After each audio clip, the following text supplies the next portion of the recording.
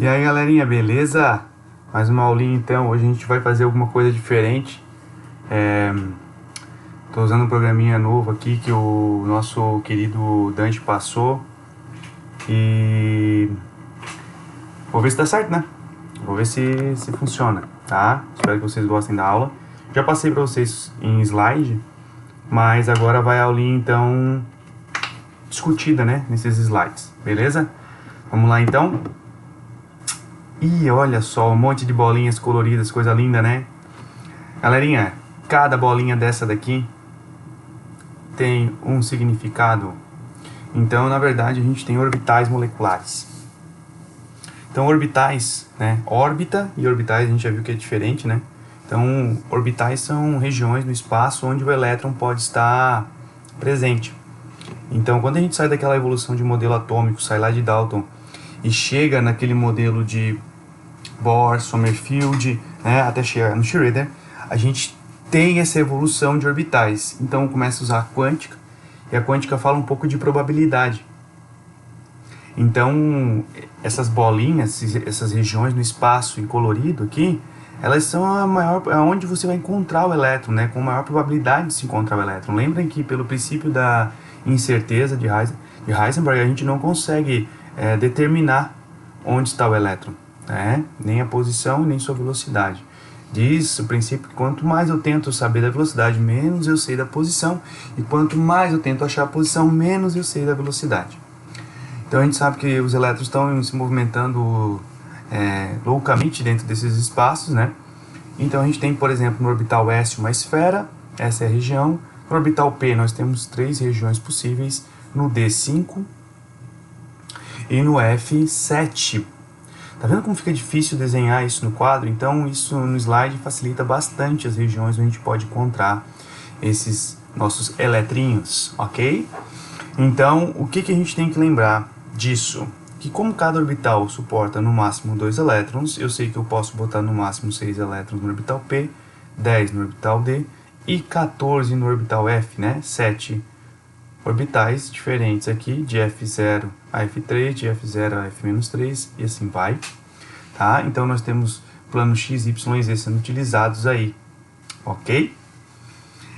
Tá, prof, e o que isso vai dar? Isso vai dar é hibridizar. Então o que a gente vai fazer com hibridização? Na verdade, assim, ó, hibridizar é misturar. Então a gente tem que ter a ideia que eu tenho orbitais de formas diferentes, que quando eu agrupo esses orbitais, eles vão me dar outras regiões diferentes, outros espaços, né? Então, nesse caso aqui, eu tenho um orbital S e um orbital P. Quando eu misturo, pode ver que a forma já mudou, né? Um ficou com um pedacinho menor, o antiligante, depois um maior, chamado ligante. Okay? Então, a gente tem orbitais híbridos. Então, um orbital híbrido é um novo orbital. Quando esses dois orbitais eles se juntam para formar a ligação, pronto. Não é mais nem S nem P, ele vai ser o SP, pode ser o SP2, pode ser o SP3, que a gente já viu e está revendo, beleza? Então, olha só quais são as possibilidades. É fácil, porque eu vou estar sempre usando um orbital S, um só, e eu posso usar até 3 orbitais P, certo? Então eu posso usar somente um S e um P, que vai gerar o SP, posso usar o S e 2P, que vai gerar o SP2, e eu vou poder usar o S e 3P, que vai gerar o SP3, tá? Então vamos começar pelo primeirinho lá, o SP3.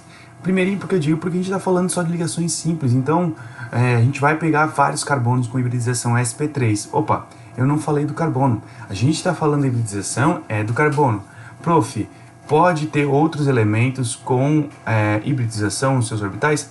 Sim, pode, vai ter, tem, ok? Mas a gente vai tratar do carbono. Então, se aparecer para vocês o oxigênio pode ter hibridização sp3? Pode, assim como o nitrogênio pode. O que eu tenho que ver? Tenho que ver quais os orbitais estão disponíveis ali para se misturar. Tá? Então, quando você olha o orbital, a distribuição do carbono, esse elétron aqui, ó, ele não está aqui, né? Na verdade, a distribuição do carbono, como eu mostrei para vocês, isso vocês podem fazer num papelzinho lá, tá? Eu vou até fazer aqui para vocês bonitinho, um papelzinho, rapidinho, para vocês se ligarem em como ele é feito. Então, o carbono, tá? Ele tem 6 prótons, como ele é um átomo neutro, a gente está brincando com 6 elétrons, e a distribuição eletrônica dele fica 1s2, 2s2, 2p2, ok? Olha aqui, bonitinho, dá pra ver? Ó, coisa linda, mas vocês podem fazer isso, né, também no papel. Se vocês olharem ali, ele já está até com o elétron excitado. O que aconteceu, na verdade? Aconteceu, olha ali na tela, ó. Esse elétron estaria aqui na distribuição eletrônica que a gente fez no papel. Pode ver, ó. Vou distribuir aqui para vocês rapidinho, ok? Acabei esquecendo de colocar essa distribuição inicial, mas como eu já coloquei no quadro, você já tem no caderno, é só olhar lá no caderno que vocês vão relembrar, tá bom? Então, ó, bonitinho agora. Este é o carbono, tá? Com as suas caixinhas. Se vocês prestarem atenção, o último elétron aqui, né, do P3 que está escrito, na verdade é o elétron que está aqui no S2. Ele excitou e foi para lá. Por que ele faz isso? Simples, galera.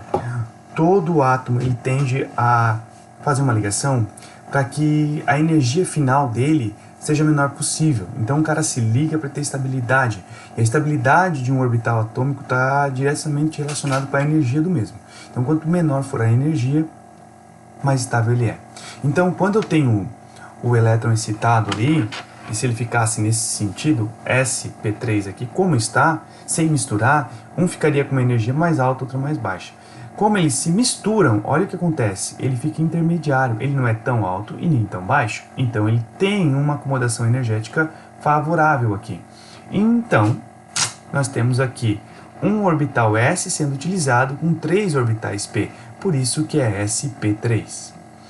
Então, eu já misturei um S com 3P, um S com 3P, um S com 3P dá 4 ligações. 4 ligações, 4 compartilhamentos, 4 ligações simples. Ok? Um exemplo geral é o nosso metaninho, tá? Então dá pra ver que ele tem 4 ligações e aí você consegue visualizar isso daí. Tá? Opa, pulou um aqui. Vamos lá então. Ó, nesse caso aqui, quando a gente faz a mesma excitação, agora eu posso misturar diferente. Eu posso pegar um S e 2P, foi o que ele fez. Mas para isso eu não posso usar um P, né? Se eu vou usar, eu tenho 3P, eu só vou usar 2, vai ficar um sobrando. E a gente chama esse P que sobrou de P puro. Por que P puro? Porque esse P está sozinho, ele ainda faz parte daquele orbital inicial antes de hibridizar. Então P puro faz ligações π. Opa, π de P, P puro, π. Então todas as ligações π vem de orbitais P, nesse caso aqui que a gente está falando, ok? Belezinha? Então, um S e 2P, deixando sozinho, desconfigurou aqui, esse SP é mais para cima, sozinho um elétron no orbital P, porque ele vai fazer ligação dupla. Por isso que, neste caso, o carbono aparece com uma dupla e 2 simples. Então, essa ligação simples aqui, como é que a gente chama, lembra? A ligação simples a gente chama de sigma, é isso aí, sigma, eu sei que veio na tua cabeça agora.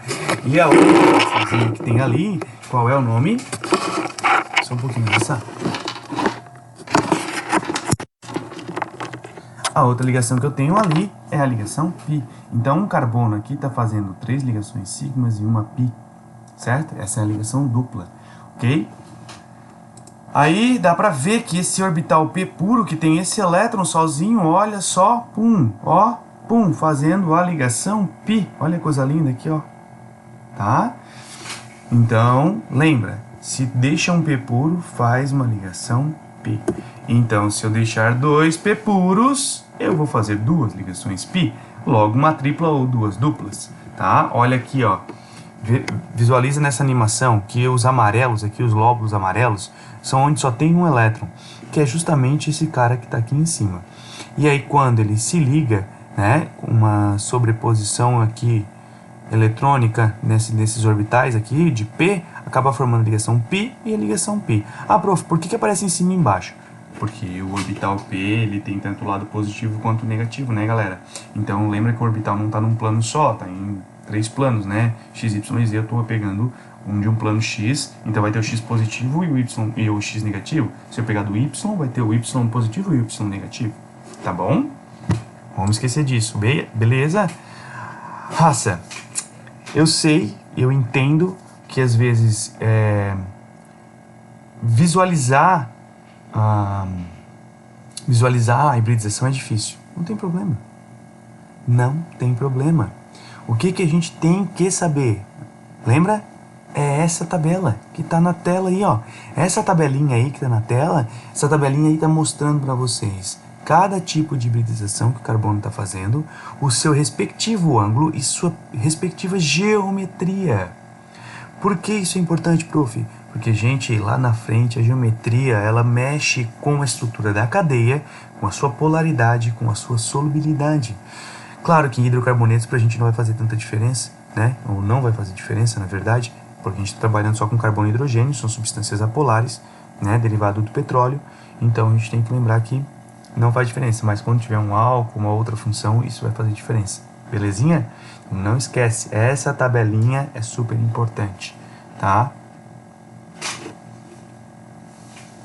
Não sei se o dedo ficou pro lado certo, tá, gente? Porque eu tô no... tá? Tô mexendo aqui, beleza? Mas é a tabelinha que tá na tela. Então, finalizando, ó, a hibridização ajuda a desvendar o quê? Geometria, acabei de falar. A geometria ajuda a desvendar o quê? A polaridade. Polaridade ajuda a desvendar o quê? As forças intermoleculares. E as forças intermoleculares ajudam a desvendar o quê? A solubilidade. Exemplo clássico. Estamos vivendo uma pandemia, correto? Essa pandemia mostra que nós temos um vírus que ele é encapsulado. Nessa sua cápsula,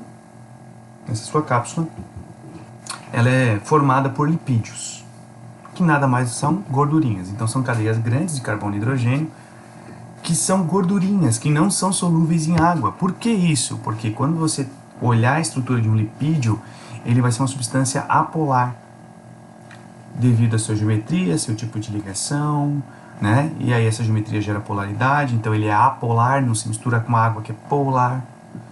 Então não precisa, não é uma coisa isolada, entende? E isso vai ajudar sempre vocês. Então tem que lembrar da tabelinha, e essa tabelinha vai dar geometria, e essa geometria vai dar o ângulo, e esse ângulo deriva de um tipo de hibridização. Beleza, galera? Um grande beijo e foco! Foco!